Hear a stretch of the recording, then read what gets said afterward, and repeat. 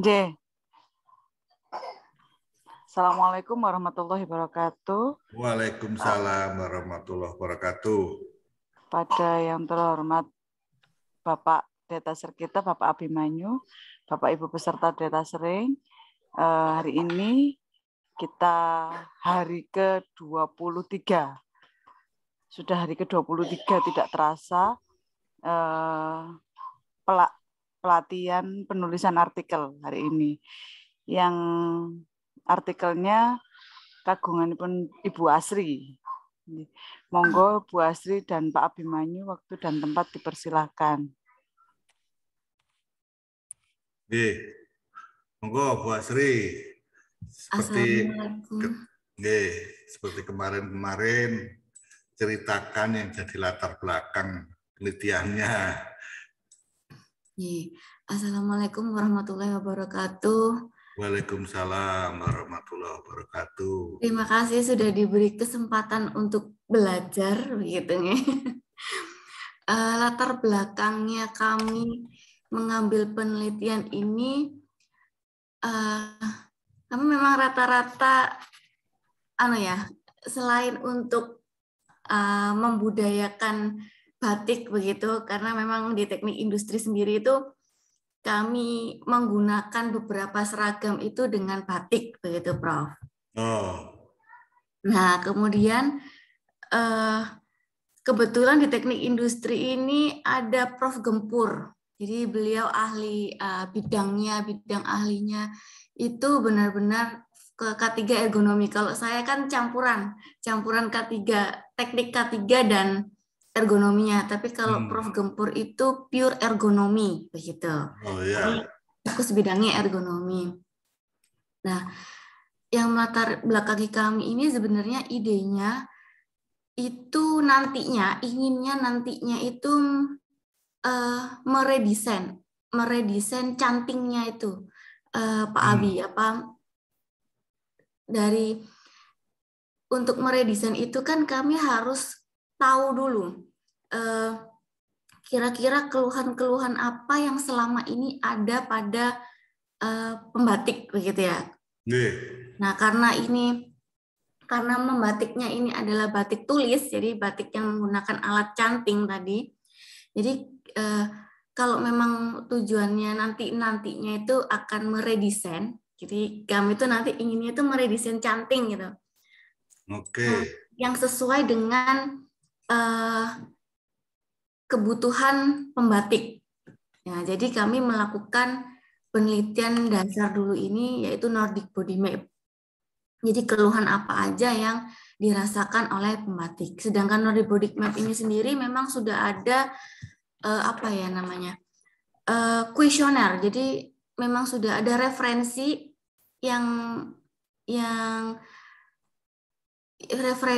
digunakan untuk pembuatan kuesioner. Jadi dari dimensi tubuh manusia, dari antropometri tubuh manusia itu.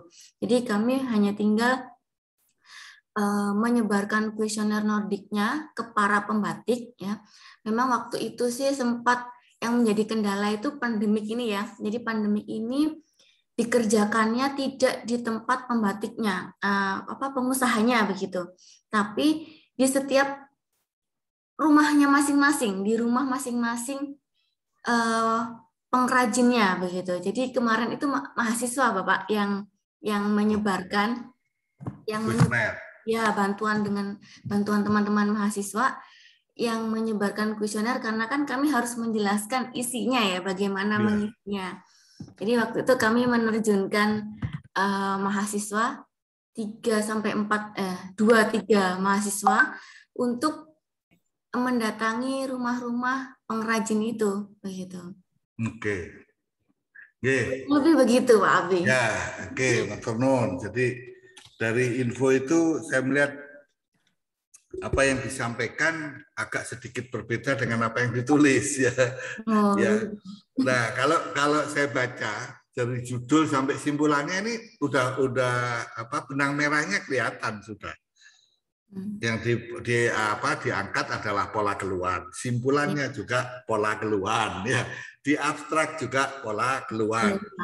Tapi kalau saya baca tujuannya Tujuannya kan meredesain canting.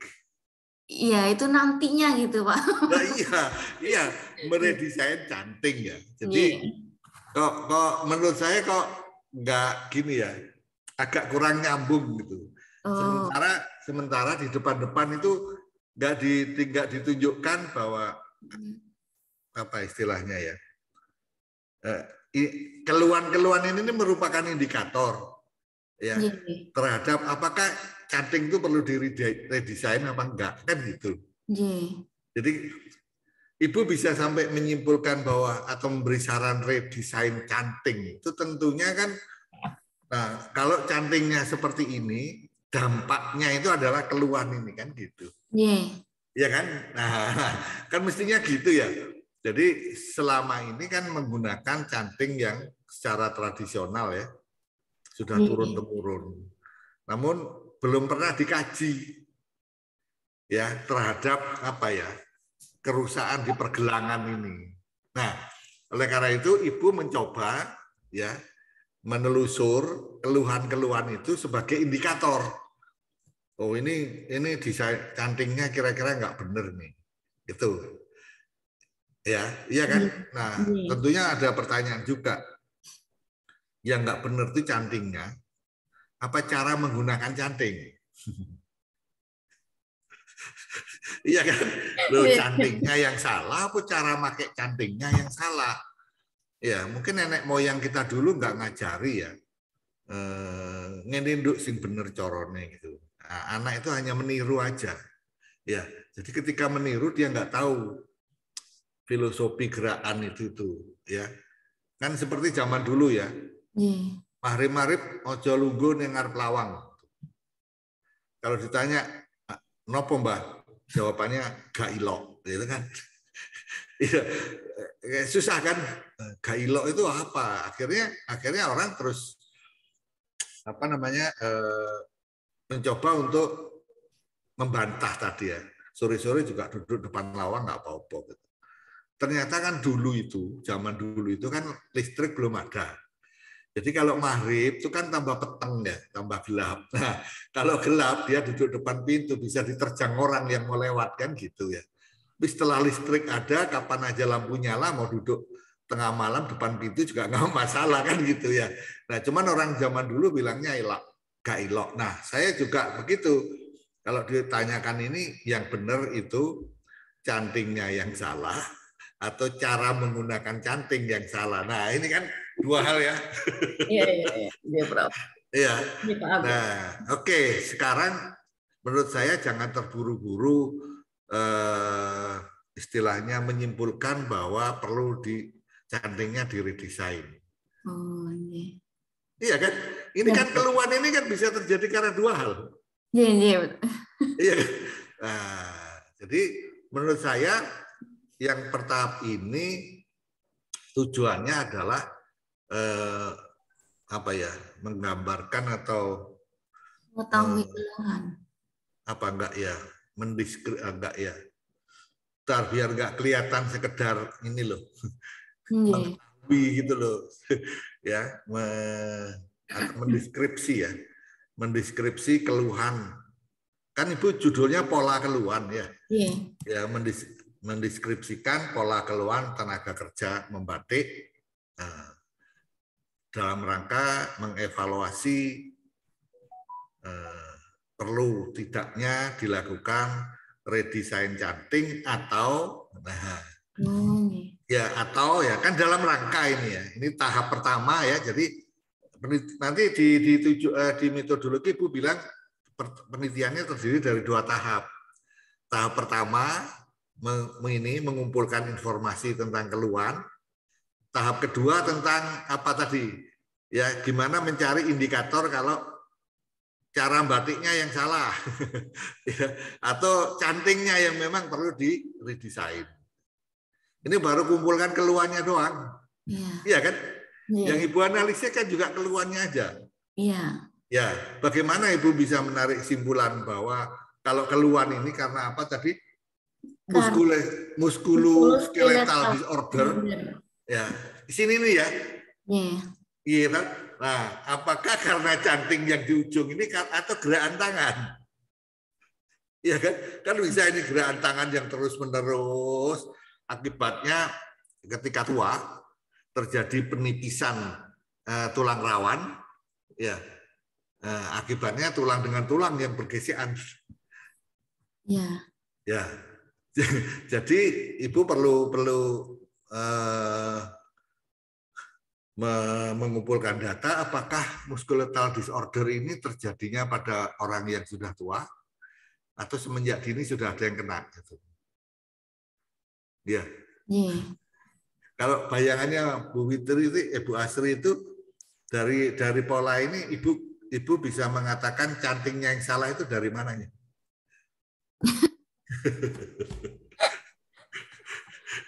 Wah, ini sih. Loh, iya kan? Iya, betul. Iya kan? Dari mana ibu tahu? Karena ya ini tadi, karena memang apa ya, diskusinya itu kan kalau biasanya penggunaan cantingnya itu kan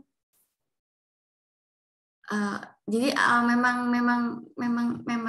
memang awal pemikirannya itu mau meredesain gitu, jadi kayak langsung ya, setuju saya setuju mau meredesain, oke lah. Ya, tapi kalau tadi ya membangun alasan untuk meredesain itu berdasarkan musculoskeletal disorder dan ternyata ibu tidak menunjukkan adanya keterkaitan ya.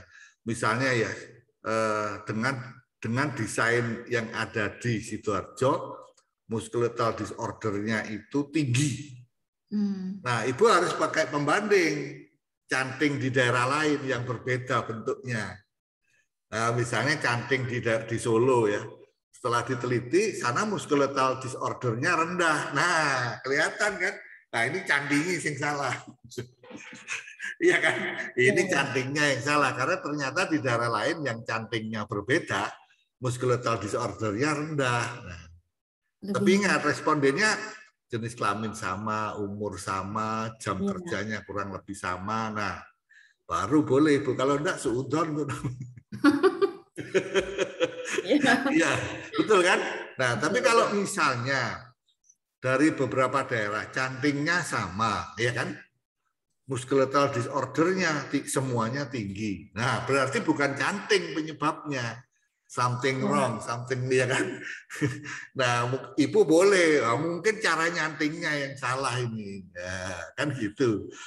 Ya, coba diperhatikan ya cara nyantingnya itu kalau bisa direkam, lalu dengan slow motion gitu ya, dengan slow motion. Nah, oh ternyata kalau orang Solo itu kalau nyanting itu gerakannya selalu ke atas dulu, ke bawah, melengkung. Nah, kalau Sidoarjo langsung melengkung, gitu ya. Ya, lalu baru ke bawah. Nah, jangan-jangan ini penyebabnya. Ya, itu kalau di pikiran saya yang awam loh ya, tentang ergonomi.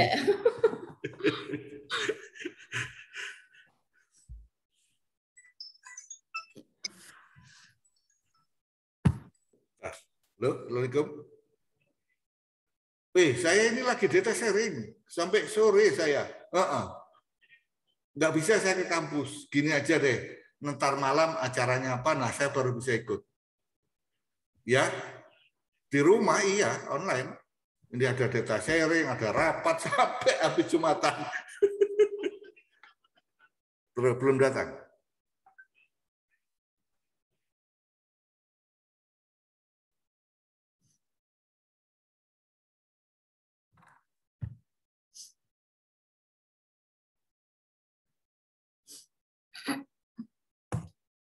Masih di mute Pak Abi.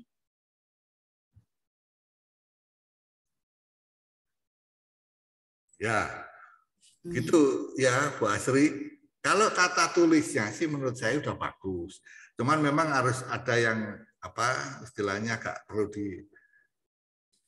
dirapikan ya.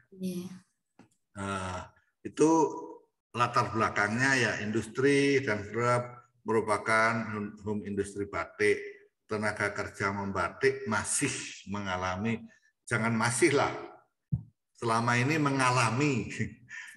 ini mengalami keluhan rasa sakit pada otot tulang rangka ya.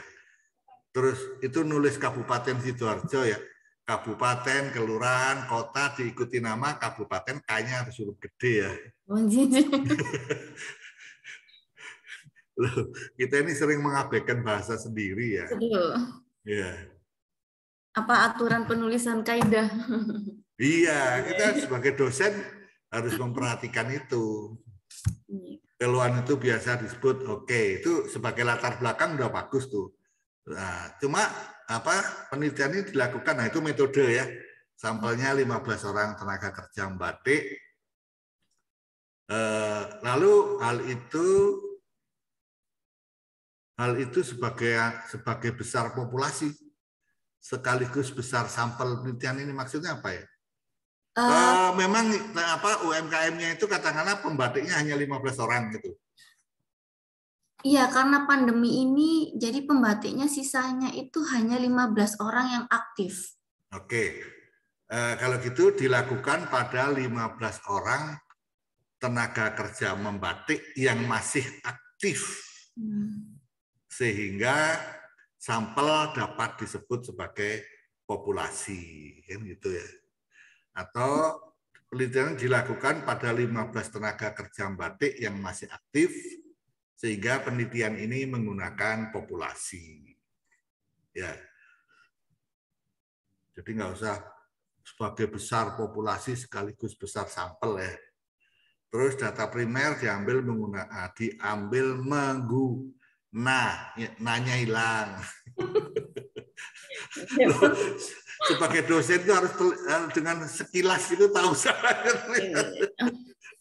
menggunakan angket Nordic Body. Saya nggak tahu ya angket Nordic Body itu analisisnya oke. Data sekunder diambil ya, bukan diambil ya. Kalau ngetik kalau nulis jurnal tuh Bu, dibaca berulang-ulang. Kalau perlu dikasihkan orang lain dulu. Tolong wocon sih, golek ana salahe. Kalau kita nulis sendiri tuh udah baik semua. Melalui wawancara dan observasi ya. Deskriptif, kualitatif, komparatif. Sebentar. Nordic Body, kenapa Ibu pilih?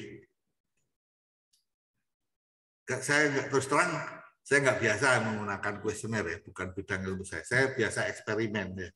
Nah, Nordic Body itu kenapa Ibu pilih? Karena bagian dari pola kerja. Jadi situasi kerjanya itu memang kita perlu mengetahui dimensi mana yang mengalami keluhan. Jadi di Nordic Body Map itu di kuesionernya itu ada gambar, jadi menunjukkan gambar karena saya tidak simpan ininya ya. Jadi ada gambar bagian tubuh manusia. Jadi memang dimensi tubuh manusia. Kan harus disebut Bu, menggunakan angket Nordic Body karena metode ini yang secara spesifik menggambarkan bagian tubuh yang menjadi keluhan kan gitu ya. Iya, kan angket tuh banyak banget ya. Metode model-model angket tuh banyak. Nah, kita memilih ini dengan alasan apa? Kalau kami sih biasa sudah perlakuannya ini lalu rancangan yang digunakan ajak kelompok lengkap karena kesuburan tanah mengarah pada satu tertentu. Nah, kan gitu. Ya. Oke, nah itu ada kesimpulan dikasih bold ya. Cetak tebal. Pertanyaan saya, apakah di jurnal ini memang mensyaratkan demikian? Tidak. Nah, ya, enggak, karena memang begini ya. Ada banyak jurnal itu macam-macam ya dalam tipologi, dalam membuat abstrak ya. Ada yang minta ditulis introduction itu di abstrak itu, introduction di bold. Nah, kemudian method di bold, conclusion di bold. Nah, gitu. Ada yang enggak, ada yang tidak. Makanya kalau gimana? Kalau misalnya jurnal itu enggak minta, sebaiknya nggak usah bilang keluhan kesimpulan pertama. Ya sudah, hasil penelitian menunjukkan bahwa siap. Ya, dan seterusnya ya. Apalagi kemudian dia menyatakan sekian persen sakit, sekian persen agak sakit, lalu sakitnya di mana, ya kan? Itu kan dibilang begitu ya. Yang kedua itu keluhan rasa sakit dominan pada lengan kanan atas ya, yang dipakai untuk membatik ya. Tenaga kerja membatik, M-nya kakean tuh. Nah, ya. Nah, mungkin lebih ya, keluhan rasa sakit dominan pada musculoskeletal disorder ya. Yaitu terjadi pada lengan kanan atas sebanyak 53,3%. Nah, ini saya menarik nih. Kalau belum menggunakan alat membatik ergonomis. Jadi sudah ada. Sudah ada ini canting yang ergonomis. Ya ini maksudnya itu bahasanya itu ya kalau ergonomis selama ini hanya canting biasa. Nah, makanya saya nanya ini, Ibu nulis karena belum menggunakan canting yang ergonomis. Kata ini mencerminkan ada canting yang ergonomis. Oh, begitu. Loh, kalau tidak Ibu itu fitnah itu namanya. Nggak boleh. Iya toh. Gampangnya gini deh. Dulu awal-awal menggunakan mouse, ya. Mouse yang dulu itu menyebabkan sakit juga di sini. Ya, karena memang zaman itu ya belum maju ya. Karena baru-baru sehingga tidak diperhitungkan ya, orang-orang menggerakkan terus-menerus itu berdampak. Nah, tapi yang sekarang sudah banyak yang ergonomis sehingga diciptakanlah mouse khusus untuk game. Ya, beda mouse-nya dengan yang untuk kantoran. Nah, karena memang sudah untuk para konten kreator lain lagi model mouse-nya ya. Karena sudah diciptakan ergonomis untuk lingkungan kerja tertentu. Ya, yang umum, masyarakat umum lain lagi. Nah, ini berarti Ibu ada peluang nih menciptakan canting ergonomis. Nah, itu maksudnya kan karena memang tujuannya awal pengennya meredesain gitu, inginnya. Iya, setuju saya. Jadi ini itu sudah fenomena ya bahwa perlu kan gitu, perlu ditelaah. Tapi kita akan sebagai peneliti harus hati-hati ya, karena alatnya atau karena caranya. Siap-siap. Nah, nanti kalau misalnya cara itu bisa dieliminir seperti yang saya katakan, berarti tinggal satu kemungkinan penyebab karena alat. Ibu lalu boleh menyarankan perlu redesign ya yang lebih ergonomis kan gitu. Loh kalau enggak ujuk-ujuk ini nyalahke wong. Ternyata setelah dirancang-rancang sekian tahun kemudian loh bukan, cantingnya enggak salah, cara batiknya yang salah misalnya kan gitu ya. Dibuktikan dulu. Itu kalau seorang peneliti ya. Jadi nah sama itu ya ada. Nah, itu tiba-tiba ada saran perlu dibuatkan itu. Sedangkan Ibu nggak ada indikator yang menunjukkan kesalahan ada pada canting. Ya. Jadi saran itu akan muncul nanti setelah kita pembahasannya ya. Nanti dulu soal saran ya. Itu muskulo. Gini ya, kalau di abstrak itu sebaiknya jangan ada singkatan. Oh iya. Ya, di abstrak itu sebaiknya singkatan itu ada di dalam. Ergonomi, MSDS, tenaga kerja membatik. Sebaiknya kata kunci itu yang tidak ada di judul. Tapi sering disebut ya, kayak MSDS. Itu kan nggak disebut tuh di judul. Ergonomi nggak disebut ya. Sehingga ketika orang mengetik ergonomi bisa ketemu judul pola keluhan tenaga kerja membatik ya. Jadi tenaga kerja membatik jangan dimasukkan lagi di kata kunci. Boros itu. Ya, kan sudah ada di judul. Ya, sudah ada di judul. Terus kalau alamatnya sama, itu nggak usah 1, 2, 3, Bu.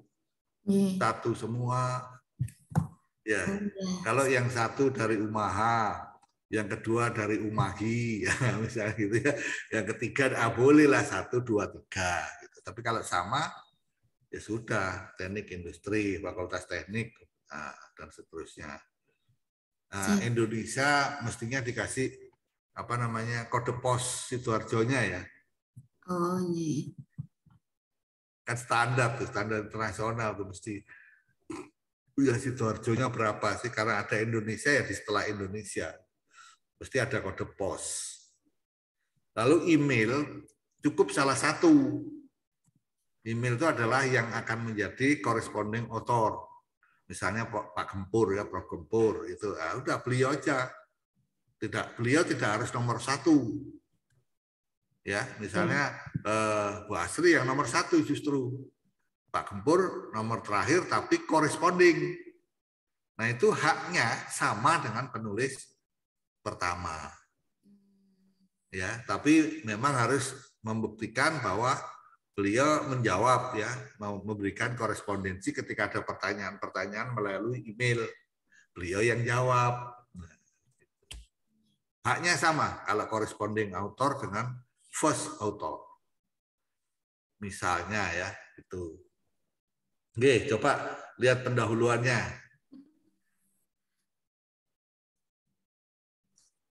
Pengrajin mangga. Nah ini nggak konsisten nih. Tahu nggak konsistennya di mana? Yang di pengrajin itu nggak masuk. Iya. Yang kinerja masuk. Lo kan ya, kan nggak konsisten. Ya, kalau pengrajin ini nggak masuk, maka setelah kerja membatik itu harus di-enter, ada jarak. Tapi kalau seperti kinerjanya masuk, pengrajin masuk, tidak perlu ada jarak. Itu standar penulisan. Ya.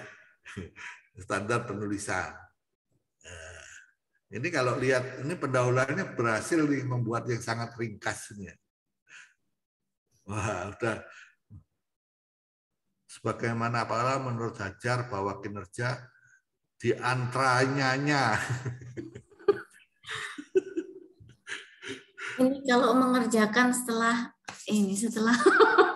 malam-malam ini. Oh iya.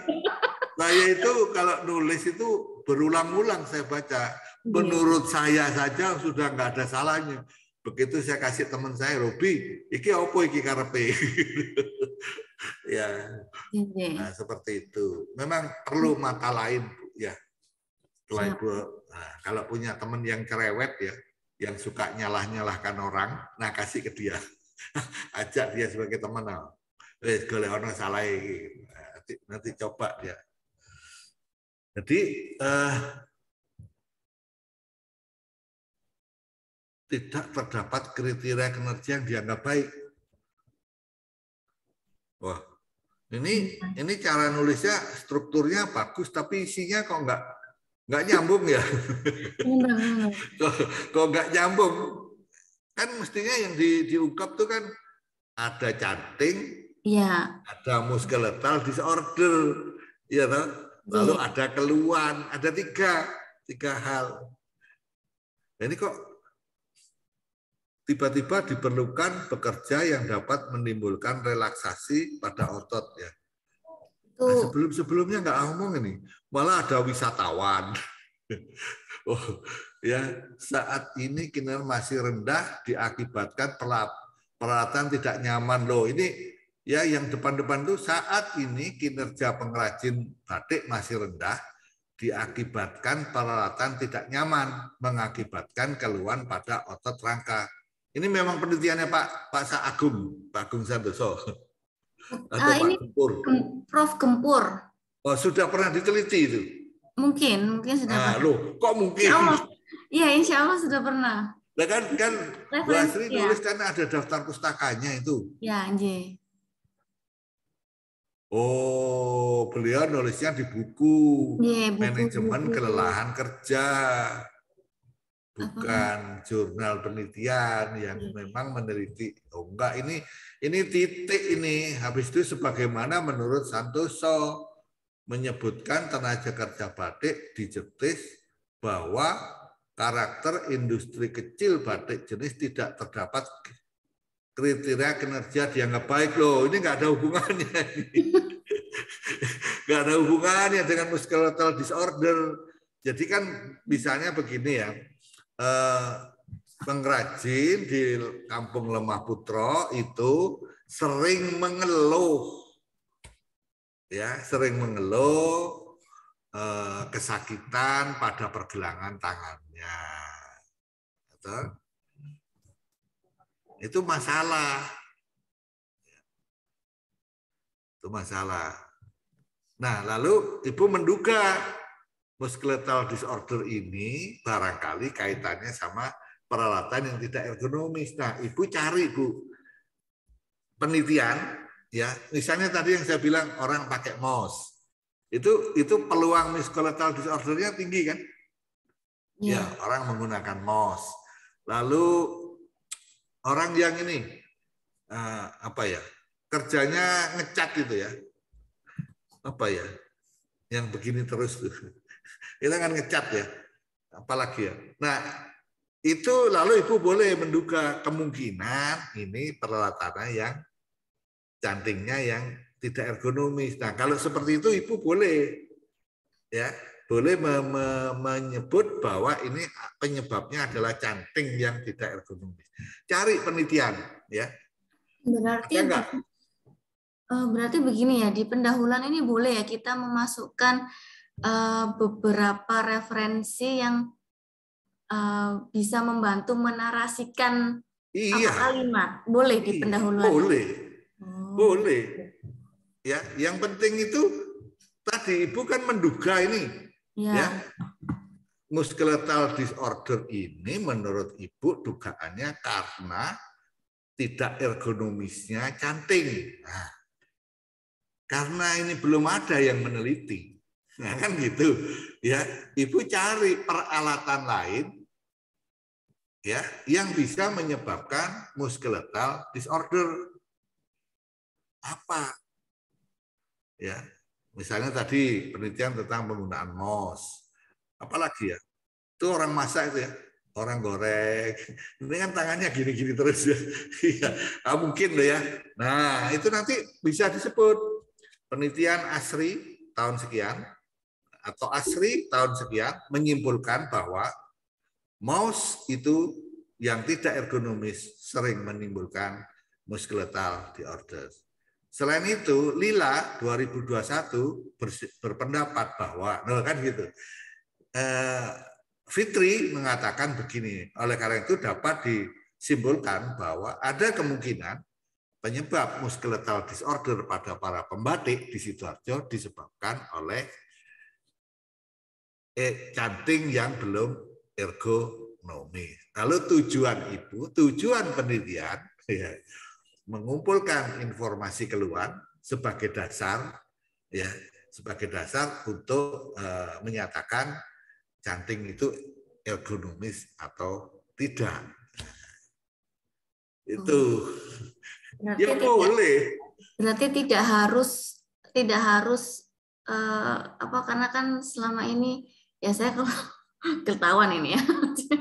Selama ini kan ya kalau kita mau membatik, jadi referensi yang memang saya cari itu ya seputar canting, seputar keluhan, tidak sampai terpikir misalnya ini kan juga di penelitian para pelinting rokok kan bisa ya berarti ya. Kan menggunakan tangan kan? Iya. Berarti kan memang selama ini pahamnya kalau misalnya tangan batik dan canting gitu. Ya, udah jadi referensi yang bisa digunakan pekerjaan atau kegiatan yang menggunakan tangan begitu gitu. Iya. Kan loh, kalau enggak ada yang meneliti pada batik, gimana kita cari pustaka? Yang enggak ada. Justru itulah kita menulis supaya orang lain bisa menggunakan tulisan kita sebagai referensi. Ya kalau nunggu sampai kapan gak ada yang neliti. Nah dan justru ya yang menulis pertama itu yang menemukan novelty. Penulis berikutnya itu sekedar makmum. Ya, imam lebih utama daripada makmum kan gitu. Benar nggak? Iya, nah, yang di depan yang dijadikan. Nah, kita jadikan rujukan. Oleh karena itu kan selalu ada peneliti itu yang ditentukan oleh jumlah sitasi. Kalau jumlah sitasinya tinggi dia peneliti terkemuka, dia peneliti kelas dunia. Ya. Nggak sekedar ngomong, nggak sekedar bilang begini ya. Saya sudah menulis 15 jurnal internasional. Iya, tapi yang disitasi piro. Yang mensitasi berapa orang. Nulis 15 internasional nggak ada yang mensitasi ya Pak, kok aja kan gitu. Ya, nanti kalau ini tulisan Ibu itu yang pertama banyak yang mensitasi. Ya. Nah, seperti itu. Jadi menurut saya di pendahuluan ini ya 3 tadi ya. Ya. Ada canting, ada MDS, Pola keluhan. Sama keluhan. Itu yang mestinya ditulis. Ya. Lalu dirangkai, lalu ketemu tujuannya. Tujuan saya begini. Nggih, paham gitu ya. Jadi kan gampangnya gini ya. Aku iki kepingin duwe klambi warnane ungu ya. Iya. Kepingin kan. Di Sidoarjo banyak toko. Ya. Tapi tidak ada satupun yang menjual warna biru ya. Toko terbesar di Sidoarjo umumnya yang dijual warna kuning. Toko-toko lainnya yang dijual warna putih ya. Kata si Anu di Surabaya ada toko yang menjual baju warna ungu. Nah, maka tujuan saya ke Surabaya adalah dalam rangka membeli baju warna ungu loh gitu loh Bu. Iya, iya kan? Nah, untuk membuktikan benar nggak di Surabaya itu ada toko yang menjual baju warnanya ungu. Nah gitu loh, rangkaiannya step by stepnya seperti itu. Ini Ibu sudah pandai nih membuat introduction yang nggak bertele-tele. Iya, iya. Kalau saya berpegangnya pada format. Iya. Walaupun berpegang pada format, ada loh yang nggak bisa. Udah panjang nggak kena sama sekali. Iya. Sama dengan presentasi. Ada yang udah presentasi 1 jam, tujuan aja belum disebut. Ada peneliti-peneliti itu kalau lagi proposal tuh ya, presentasi proposal kelihatan tuh tipe-tipe orangnya. Ada yang to the point. Penelitian saya judul ini tujuannya begini, latar belakangnya begini, 1 slide, tujuan begini, 1 slide, metodenya ini 1 slide, luarannya ini selesai udah. Nggak sampai 10 sampai 12 menit sudah selesai. Ada yang hampir 1 jam introduction belum selesai. Ya, nah, oke, kalau soal mengikuti format ya nggak apa-apa. Penelitian ini dilakukan selalu ya. Saya nggak tahu kalau model teknik industri ya, tapi kalau saya selalu berprinsip penelitian ini kapan dilakukan, di mana, ya kan penelitian ini dilaksanakan dari bulan ini sampai dengan bulan ini nah itu kaitannya apa sama 15 sampel tadi, misalnya di UMKM batik desa X yang merupakan satu-satunya ya, UMKM batik di Kabupaten Sidoarjo. Ya. UMKM ini beranggotakan 15 orang pembatik. Jadi jelas. Lalu alat dan bahan apa ya? Alatnya adalah kuesioner. Itu misalnya yang bisa tergolong alat ya. Lalu bagaimana Ibu melakukan? Kan tadi dibilang ada data primer, ada data sekunder. Data primernya menyebarkan kuesioner. Penyebaran kuesionernya online, ya, daring apa luring. Tadi Ibu bilang mahasiswa ya, yang didatangi kan, ke 15 orang itu, nah kan harus ditulis, ya, didatangi, kemudian sekaligus dilakukan wawancara. Nah, data yang dikumpulkan meliputi apa saja? Ya, data primer meliputi ini, data sekunder meliputi ini. Lalu nggak usah bilang tipe atau jenis penelitian ini adalah jenis penelitian. Setelah data itu, analisis datanya kayak apa? Nah, baru Ibu bilang, analisis datanya secara observatif kualitatif, misalnya, atau kualitatif komparatif, dengan cara gini. Tapi ingat loh, metode komparatif kualitatif pun mestinya ada rujukannya ya. Iya kan? Siapa metode? Kan banyak. Metode komparatif kualitatif itu kan banyak ragamnya. Nah, Ibu merujuk yang siapa? Pastinya ada yang sejenis tadi ya, karena batik belum ada, ya adanya di mouse, di orang buat rokok dan seterusnya, itu yang dirujuk. Nggak mungkin kan Ibu melakukan metode analisis ini nggak baca buku, pasti iya kan? Oh, kira-kira kayak gini gitu.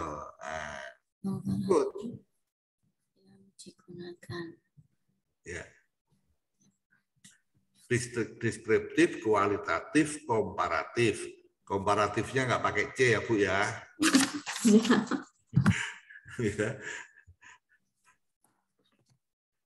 Nah, udah. Nah, kalau menurut saya ya, di hasil itu yang pertama diungkap adalah karakteristik responden. Oh, siap. Iya kan? Kan nggak ada itu. Sama kalau seperti saya, itu adalah karakteristik lahan percobaan misalnya. Lahan percobaan itu posisi geografinya di sini, melintang ke sana, kesuburan tanahnya, ini ada analisis tanahnya seperti ini. Nah, kayak gitu. Ini juga kan karakteristik, biar agak panjang dikit lah. Iya. Dan orang tahu, oh respondennya kayak begini ya, pantas gitu ya. Ya. Siap. Ini kan apa? Kan ada guyonan tuh ya. Guyonan begini. 100% laki-laki di Kabupaten Sidoarjo ya, menolak poligami. Hebat kan? 100% laki-laki di Kabupaten Sidoarjo menolak poligami. Luar biasa kan? Tapi di belakangnya ada, pada saat wawancara, para suami, di sebelahnya duduk istrinya. Ya jelas tolak poligami semua ya, takut. Ya itu, jadi kan dari situ, dari apa penjelasan tentang responden dan cara mengedarkan kuesioner ada yang tidak benar, kan gitu ya. Ya jadi jadi nanti tolong istilahnya dijelaskan ya, karakteristik respondennya. Ya untung 15 ya, nggak banyak, tapi tetap aja sekian persen adalah kaum wanita, ya 100% misalnya. Lalu usia Bu, jangan lupa, karena kemungkinan kan bisa juga nanti dikaitkan antara yang berusia lanjut dengan musculoskeletal disorder, berapa persen, nanti kan bisa dikelompokkan tuh, ya, yang usianya di atas 50, antara 40 sampai 50, antara 30 sampai nanti kan kelihatan persennya itu yang paling banyak yang mana, sehingga di pembahasan itu Ibu lebih komprehensif, ya. Jadi kalau itu Ibu bisa menjelaskan tentang karakteristik responden. Mungkin juga kalau ada loh ya, karakteristik responden dari sisi penghasilan. Iya, sempat menjadi topik wawancara. Nah, kan ada itu, bisa dikelompokkan. Nanti dikorelasikan antara kelompok yang penghasilannya di atas 500.000 dengan yang di bawah, gejala musculoskeletal disorder-nya kayak apa, kan bisa. Banyak hal yang mau diinikan. Iya kan? Selama Ibu punya data tentang responden. As long as itu ya. Jadi makin banyak Ibu waktu menyebarkan kuesioner itu jati diri respondennya, misalnya nama, jenis kelamin, usia, anak, penghasilan, apalagi dicatat, itu bisa dikorelasikan. Iya, bisa memperbanyak narasi juga ya, Pak. Oh iya. Iya. Bukan cuma memperbanyak narasi, itu meningkatkan kualitas. Oh iya. Kualitas artikel. Jadi bahasanya itu serba cakup gitu loh. Ya, ini kebetulan mungkin di Sidoarjo ya, masyarakatnya ini respondennya muslimah semua gitu ya. Ini mungkin kalau di tempat lain ini campur aduk nih respondennya. Sehingga mungkin suku bisa digunakan, ya. Agama bisa digunakan. Lalu kita cari, ya. Sama ya dengan Ibu bisa melakukan penelitian tindakan kelas pada para mahasiswa. Ya, ngajar di 2 kelas Ibu ini. Yang satu dikasih daring terus, yang satu dikasih luring terus. Nanti dibandingkan hasilnya. Ya, oh ternyata sama misalnya. Tar dulu ya, jangan lalu bilang sama. Coba yang mahasiswi sama-sama mahasiswi gimana? Dari 2 kelas. Ternyata beda. Mahasiswi yang luring lebih cepat nangkep daripada mahasiswi yang daring. Ya, sebaliknya mahasiswanya enggak, yang daring lebih cepat nangkep daripada yang luring loh. Itu kan bisa dibandingkan ya. Oh, dikelompokkan lagi. Oh, ternyata yang kelompok Madura lebih cepat tanggap daripada yang kelompok lainnya. Nah, kayak gitu. Ya, jadi itu semua dari data responden. Siap. Bil? Iya. Ya. Sehingga lu itu kan datanya banget nih, 27 loh yang diamati. Tapi kalau itu jumlah jawaban dari 15, Ibu hanya mengelompokkan rasa sakit. Belum menghubungkan dengan responden. Iya kan? Berarti saya tahu sekarang, Prof, kenapa saya kalau buat artikel itu mentok-mentok hanya 5 lembar. Oh gitu. Hanya 5 lembar. Oh, udah tahu kira-kira penyebabnya. Ya. Kan bisa begini nih Bu Asri. Ini kan respondennya itu A, B, C, D ya. A, itu yang usianya di atas 50 tahun. B antara 40 sampai 50. C di bawah 40. Nah, berapa ini? Lalu berapa persen? Nah, kan bisa cerita nanti. Iya. Kalau perlu kalau 27 kan sulit ya menarik kesimpulan. Coba dikelompokkan. Ini kan ada yang kanan sama yang kiri. Ya, nah bisa lagi kan ini kan bagian tubuh kanan, bagian tubuh kiri. Bagian tubuh kanan mana yang paling rasa sakit? Ibu ini ada pinggang, ada bokong, ada lengan. Loh itu kan bisa dikelompokkan lagi. Yang atas sama yang tengah sama yang bawah kan gitu ya. Ya. Makronya dikelompokkan. Oh, jadi untuk menduga ini sebagian besar sakitnya ada di bagian tengah, yaitu di pinggang. Jadi dengan data ini, dengan sekali responden, Ibu bisa cerita macam-macam ini. Banyak sekali yang bisa diceritakan. Siap. Iya. Makanya kalau penelitian sosial itu selalu menuntut respondennya yang banyak. Ya, supaya kalau dikait-kaitkan tadi itu datanya ya reliable ya. Nah, yang kedua yang saya belum membaca ini, Ibu tidak ada uji reliabilitas kuesioner pakai Cronbach alpha. Saya lupa prinsip ini, tapi biasanya ya orang itu selalu ya responden ini kuesionernya diuji dulu. Kalau dia itu 99% benar, baru dipakai. Yang tidak ini memenuhi dibuang. Ada itu namanya ya. Jadi coba Ibu nanti cari ya. Ada di Google banyak reliabilitas kuesioner. Jadi walaupun komparatif kualitatif, tetap ada analisis statistik ya supaya objektivitasnya tinggi. Nah, itu mungkin juga yang bikin kiriman Ibu mentop terus. Iya. Oh, ini jawabannya kenapa saya kok mesti nggak nutup di malam hari cek. Ya. Ya, terima kasih, Bro. Gitu. Jadi simple. Jadi asal kita sering memperhatikan tulisan orang, ya. Saya itu belajar dari orang lain, Bu Asri. Dari apa yang saya baca, apa yang saya tonton, ya. Film itu jangan sekedar dilihat filmnya.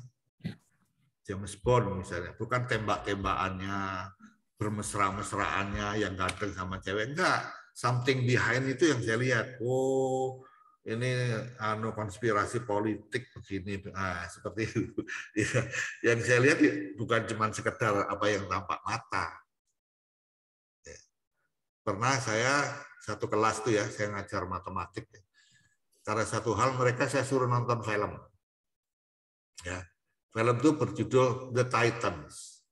Ceritanya tentang grup basket yang dulu itu antara kulit putih dan kulit hitam nggak bisa nyatu.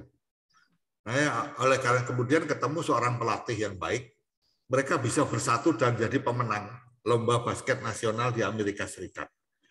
Diangkat sebagai film. Nah, mahasiswa saya suruh nonton, lalu saya coba ceritakan film ini tentang apa. Yang bisa ngomong ini tentang menggalang persatuan nasional itu cuma berapa gelintir. Lainnya permainan basketnya asik, Pak. Ya, wah susah ngejar mereka. Ini ada pertengkaran antara kulit putih, ini masalah rasialis dan sebagainya. Tapi yang bilang menggalang persatuan itu sedikit. Nah itu yang saya tuju, bersatulah ya. Kenapa? Mata kuliah saya itu walaupun matematik, capaian pembelajarannya ya, yaitu capaian pembelajaran yang mengenai sikap adalah menggalang persatuan. Ya. Jadi mata kuliah kita itu kan dititipi ya CP-nya. Ya, capaian pembelajarannya ada yang sikap, ada yang umum, keterampilan umum. Itu dibagi rata. Nah, jadi saya sering ilmu tanah misalnya. Saya selalu mengkaitkan ini ada hubungannya dengan masalah ketuhanan. Ya. Saya bilang, tanah, kenapa Anda harus belajar tanah? Ingat, Allah pernah ya berfirman, kutiupkan roh pada sebungkal tanah liat, maka lahirlah Adam. Nah, misalnya gitu. Ya, itu kaitannya ya. Jadi sama dengan penelitian Ibu tadi. Ya, bisa dikait-kaitkan satu dengan yang lain. Udah ketahuan ya, sekarang kuncinya ya. Ya. Makanya kenapa kok sulit sekali rasanya menarasikan ya. Ternyata bisa cerita sebenarnya dari apa ya, lingkup ya, datanya. Ibu sulit karena yang Ibu ungkap datanya terlalu sedikit. Ya. Ibu berusaha berpanjang-panjang, ya sulit. Mendingan datanya banyak, kalimatnya yang efektif. Ya, nggak usah berpanjang-panjang, to the point. Tapi fakta yang ditunjukkan itu memperkuat dugaan Ibu. Ya, terus pembahasannya itu dalam. Ya, karena tidak hanya berdasarkan pustaka, tidak hanya berdasarkan dugaan, tapi Ibu punya fakta. Ya, ini misalnya Ibu dugaannya tadi berkaitan dengan usia ya, ternyata terbukti bahwa yang tua lebih banyak yang terserang. Ini menunjukkan bahwa akut ya, sudah akut musculoskeletal disordernya itu, karena yang tua berpuluh-puluh tahun mengalami sampai tua mengalami. Apalagi ketahuan nih gejala itu mulai muncul pada usia 30 tahun misalnya. Kan Ibu mengelompokkan umur. Ya. Ternyata ke umur 30 sudah tampak gejala musculoskeletal disorder. Berarti kan kira-kira 20 tahun orang itu menderita. Nah, seperti itu kan banyak yang diceritakan. Ya. Oke. Nah, standar jurnal tuh kalau nulis bikin tabel. Iya. Nggak ada garis-garis ini horizontal. Ya, yang ada kan garis atas, kemudian ini nomor 2, nomor tengah-tengah ini, lalu di bawah yang membatasi jumlah dan total. Ya, yang tengah-tengah ini nggak ada. Iya. Terus ya ini apa? Yang bilangan ini ya jangan rapat ke kiri dong. Ya ke kanan. Satuan lurus dengan satuan, puluhan lurus. Nah, rapatkan ke kanan dulu, baru kursor di atas itu yang ada tanda itu digeser ke kiri, atau batas kanannya diubah dari 0 menjadi 1 cm. Otomatis dia nanti rapi sekali gitu ya. Ya, jadi orang tuh lihat angka itu penak gitu loh. Ya. Nah, standar. Jadi sekali lagi kita lihat standar tabelnya kayak apa. Nah, ini kalau bikin keterangan ABCD ke bawah ya, itu kan memakan tempat ya. Kalau dibikin ke kanan cuma 1 baris tuh, Bu. Iya. Iya kan? Keterangan A apa, titik koma, B apa, ke kanan ya. Tidak ke bawah. Mungkin 1 baris, hemat dari sisi halaman. Ingat ya, nulis jurnal itu dibatasi antara 10 sampai 12 halaman. Iya. Ya, mungkin ini jurnal hanya 6 halaman. Halaman ke-7 ke-8 bayar. Ya kan? Ya ngapain kita bermewah-mewah dengan itu ya. Terus ini juga pertanyaan kuesioner mentok di atas. Padahal kan lebar tuh. Iya. Kan bisa di tengah-tengah vertikal ya dan horizontal kan gitu. Loh, apa gunanya Word? Di layout kan ada itu. Ya, di tengah, horizontal dan di vertikal. Jadi manis gitu loh, dilihat mata ya. Saya itu selalu punya prinsip, orang itu kalau membaca itu prosesnya apa? Dari mata dulu. Kalau tatanannya bagus, orang itu akan membaca lebih lanjut. Tapi kalau tatanannya morat-marit, orang pasti malas membaca. Gitu. Jadi ada teman saya bilang, oh enggak isinya, oh enggak. Sampean kalau ketemu wanita, yang sampean lihat mana? Gitu. Lihat isinya apa lihat wajahnya. Nah, kayak gitu. Jadi, nah, begitu juga ini kalau bikin grafik ya. Jadi Ibu harus ada pilihan ya. Mau pakai data angka begini, tabel, atau mau pakai gambar. Pilih salah satu. Oh, siap-siap. Ya, jangan dua-duanya. Saya cenderungnya kalau grafik kayak gini itu untuk presentasi. Ya. Hanya hal-hal khusus saja saya bikinkan grafik ya. Nah, Ibu pilih mau grafik atau mau tabel. Ya. Kan hemat ini. Segini. Ya, kalau Ibu mau pakai segini, ini nggak ada, hemat juga. Ya, terserah. Nah, sekarang kalau pakai grafik, ya. Ini garis-garis horizontal tuh nggak ada ya Bu ya. Iya. Ya.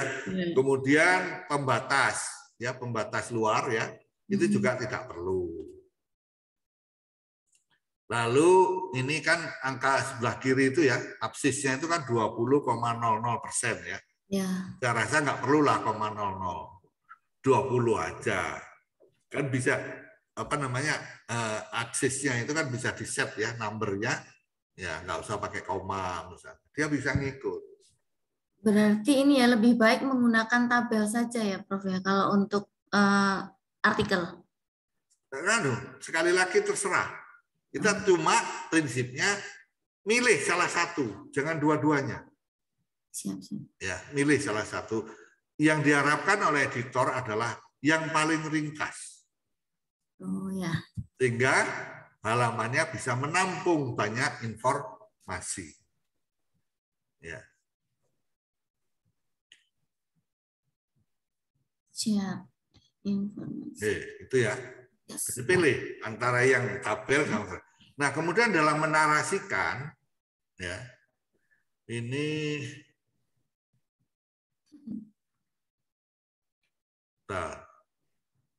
Nah, Ibu narasi sama tabel, menurut saya nggak nyambung. Saya nggak melihat dalam pembahasan itu yang ini dia ada nih. Keluhan rasa sakit dominan ya, bukan doniman. di hasil dan pembahasan ya. Nah, itu kan dominan bukan doniman ya, pada tenaga kerja membatik. Nah, yang benar itu seperti kalimat pertama. Tapi nggak usah kata selanjutnya ya. Keluhan rasa sakit yang dialami terdapat pada 12,9% responden, misalnya begitu ya. Kurung tabel 1. Nah, gitu aja. Yang lain juga begitu ya. Jadi jangan berdasarkan tabel 2, nggak usah. Lalu kurung tabel 2. Ini tabel 1. Nah, gitu Bu. Ya. Jadi nggak usah berdasarkan tabel sekian. Nah, ini juga ada nih, Bu, tadi ya karena mau dibawa ke arah redesign cutting ya, itu tulisannya selalu ke sana. Padahal nggak ada ini pendeteksi bahwa dugaan ibu itu benar. Ya, menurut saya loh ya karena nggak ada penelitian yang menggunakan cutting. Ya. Oke ya, jadi gitu ya prinsipnya kalau buat tabel, buat. Ya. Ini tabel 2 ya. Nah, ini jumlah orang responden ini hilang. Dan persentase ya R-nya hilang. Yang benar mana Bu? Presentase atau prosentase? Prosentase. Ya. Prosentase yang benar prosentase, ya. Bukan presentase. Kalau presentase presentasi ya. Prosentase.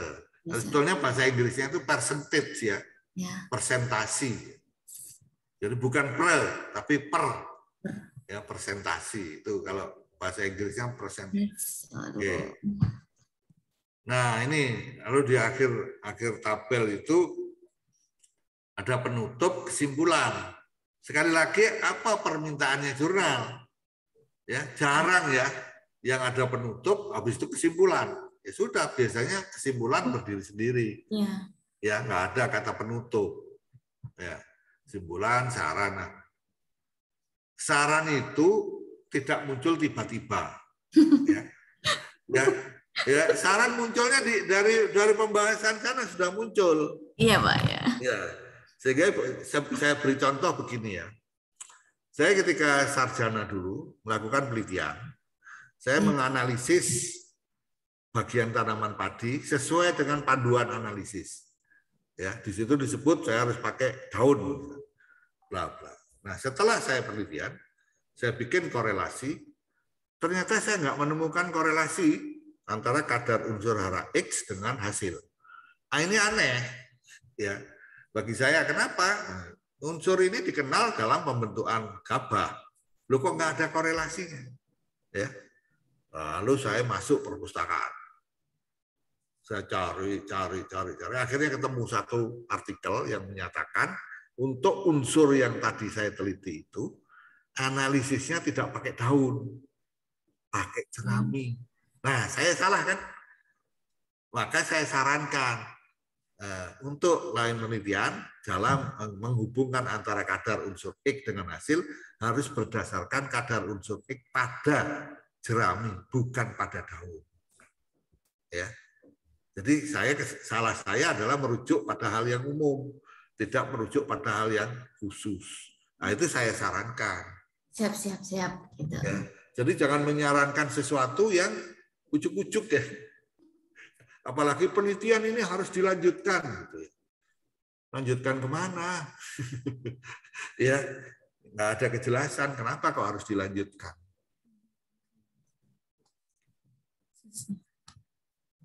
Itu. Nah, ini nulis daftar pustaka ya. Yang pertama, Arfianti. Kira-kira salahnya apa itu, Bu Asri?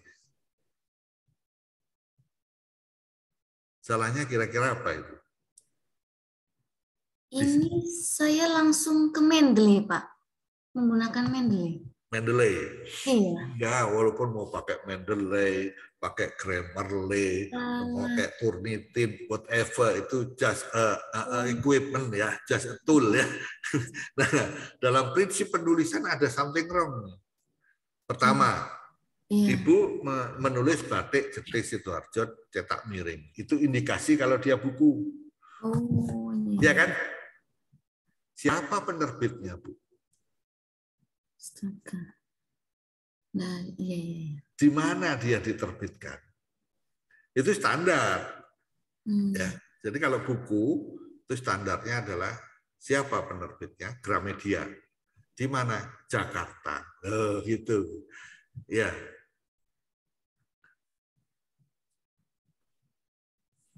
Terus Handayani tahun 2011 cetak miring semua. Ya. Ini kan judulnya ya. Ini tuh buku, laporan tahunan, jurnal atau apa? Ini cuma judul doang. Harus disebut. Kalau lihat itu ada Surya Tutu industri terbuka, itu kok kayaknya laporan tahunan ya. Atau mungkin jangan-jangan dia iklan. Ya, tapi kalau lihat judulnya itu, nah, coba dicari. Ini judul ini apa ini? Jurnal, buku atau ya. Terus Purnomo. Nah, nulis itu kayak Purnomo itu. Ya. Nulis buku itu kayak Santoso 2013, manajemen kelelahan kerja. Cuma terbalik ini, harusnya yang dicetak miring judulnya. Ya, prestasi pustaka publisher nggak perlu dicetak miring ya. Nggak pernah ada yang menyarankan penerbit itu dicetak miring judul bukunya. Itu sama dengan Wignya Subroto. Ya. Terus Saputri. Ya. Tiba-tiba Ibu nulis pakai huruf besar semua ya. Ini itu begini, kan saya searchingnya di Google Scholar ya. Google Scholar kemudian saya ambil citasi simpan di Mendeley-nya itu nanti kalau pakai format ini tetap harus di ini ya berarti. Iyalah. Coba baca standar penulisan jurnalnya. Huruf besar semua. Ibu tahu huruf besar semua itu dalam etika berkomunikasi tidak baik. Tahu maknanya. Huruf besar semua itu ada dua kemungkinan.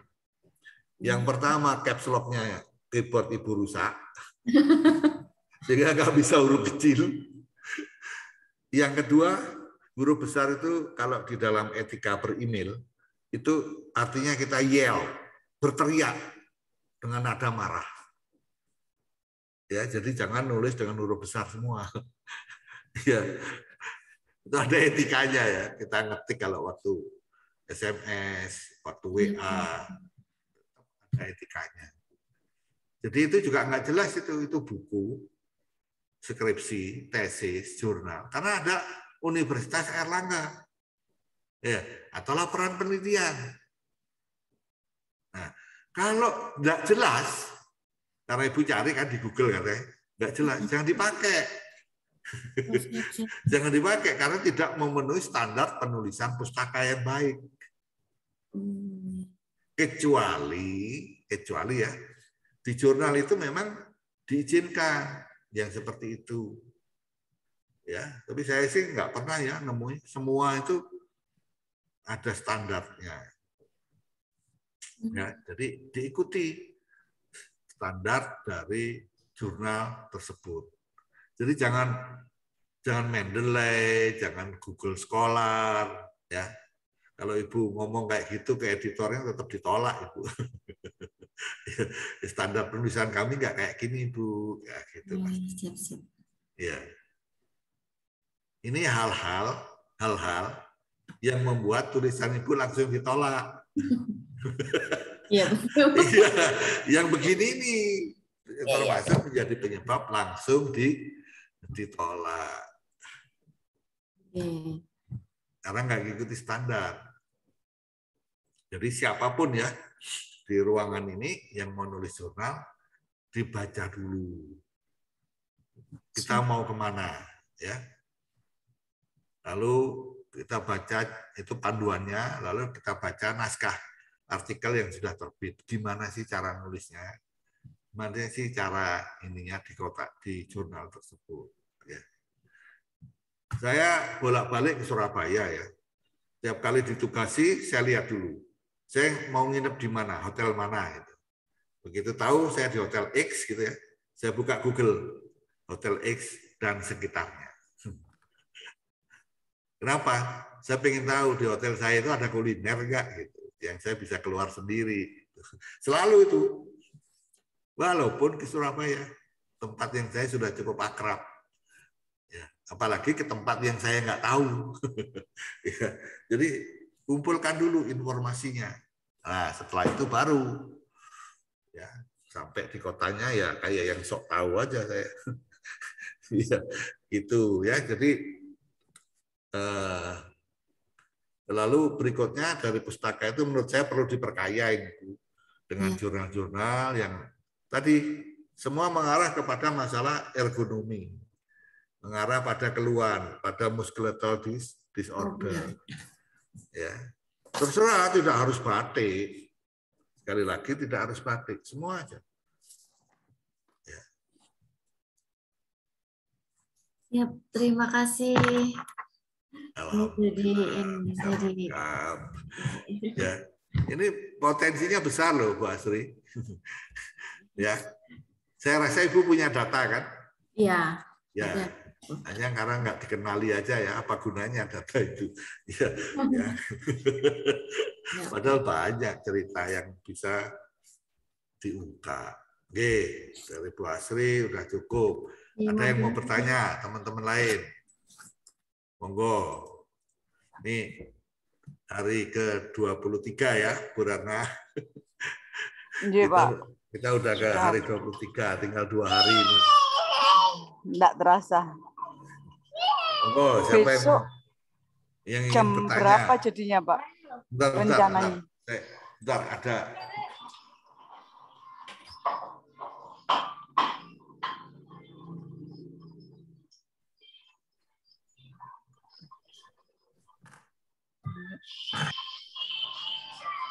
Nah, kok gitu sih?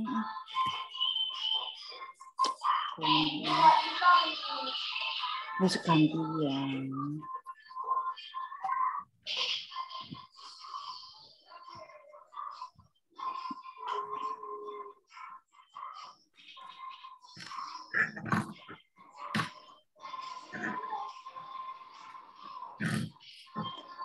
Bu Asri nanti apa diperbaiki sesuai sarannya Pak Abi. Nanti kalau sudah sudah menurut jenengan sudah nanti disetorkan ke Pak Ibad nggih. Ya, nggak ada deadline-nya kan, kapan deadline-nya? Waduh. Kalau deadline-nya kapan ya? Akhir monef akhirnya itu. Nanti coba tanyakan Pak Ibad. Ya. Nanti biar dikabarin Pak Ibad aja. Ya. Kan sekalian mau disubmit toh berarti kan? Iya. Ini kagungannya hibah internal kemarin atau bukan? Hibah internal yang kemarin. Oh ya, kan nanti toh juga ada harus laporan akhirnya kan sudah submit ke jurnal apa gitu juga kan? Iya. Sama aja. Nanti kan apa bisa dibicarakan sama tim. Bu Desi ini ada insya Allah nggih. Apa besok Bu Desi? Besok Bu Desi Pak. Jam berapa Pak? Jam 8 apa jam 9 atau jam 8 nggih Pak? Jam 8. Saya itu besok macam-macam. Ada kondangan, ada kalau bisa teman-teman jam 8 jam 8. Cuma kalau hari Minggu mungkin jam 10 lebih nggih. Karena saya pagi-paginya harus ke rumah sakit mau PCR. Oh ya, untuk apa PCR itu nggih Pak? Ya. Jadi besok kalau bisa ya, kalau nggak keberatan ya jam 8 pagi. Jam 8, kok Pak, memang Bu Desi nanti siang juga ada acara rapat, insya Allah, rapat wisuda. Alhamdulillah. Jadi nggak saling mengganggu ya. Makanya lebih enak kalau pagi gitu. Kemarin beliaunya juga siang ada rapat persiapan wisuda. Kan beliau kebetulan Dekan Fakultas Ilmu Kesehatan, Pak. Oh, aduh, Bu Dekan jadi ya. Terus ada rapat sama apa fakultas, terus lanjut siang rapat sama universitas. Jadi alhamdulillah kalau panjenengan bisa pagi. Bisa, saya itu asal dikasih tahu duluan gitu ya. Ya. Ya. Kalau minggunya jam berapa Pak berarti nanti kurang lebih? Jam 10 Bu. Nggih. Nanti sambil saya di rumah sakit kalau misalnya molor nanti saya kabari. Yo nggih. Siap. Ngapunten nih karena saya hari Senin dan seterusnya itu sudah kerja luring. Nggih. Sudah di booking Pekanbaru itu 2 kali, Padang 1 kali, sudah sampai akhir bulan Bu Ratna. Alhamdulillah. Jutek juga tapi jutek PCR-nya itu loh saya. Iya. Ribetnya masalah. Iya. Kalau PCR berumur setengah bulan gitu ya syukur ya. Umurnya cuma 2 kali 24 jam. Iya. Saya hari Senin juga gitu Pak, ada acara LDT 7 di Jombang itu juga 1 kali 24 jam malahan. Jadi pas hari H malahan harus ini.